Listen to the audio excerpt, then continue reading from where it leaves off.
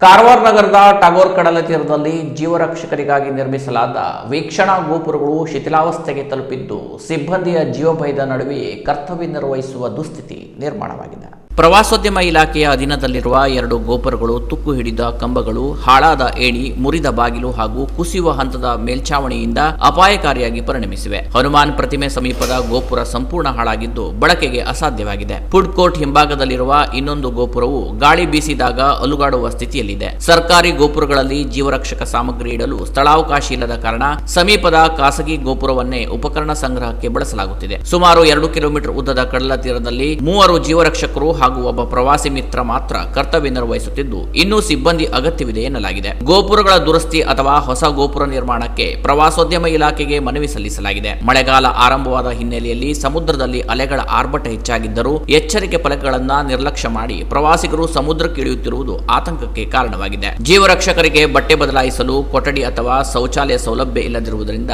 ಸಿಬ್ಬಂದಿಗಳು ಸಂಕಷ್ಟ ಅನುಭವಿಸುವಂತಾಗಿದೆ. ಉದ್ದದ ಕಡಲ ತೀರದಲ್ಲಿ ತ್ವರಿತ ನಿಗಾವಣೆಗೆ ಗೋವಾ ಮಾದರಿಯಲ್ಲಿ ಸೈಕಲ್ ವ್ಯವಸ್ಥೆ ಕಲ್ಪಿಸಬೇಕು ಎಂದು ಸಾಮಾಜಿಕ ಹೋರಾಟಗಾರ ಕೃಷ್ಣ ಜಿ ನಾಯ್ಕ ಕೈಗ ಆಗ್ರಹಿಸಿದ್ದಾರೆ. Canara plus news, Karwar.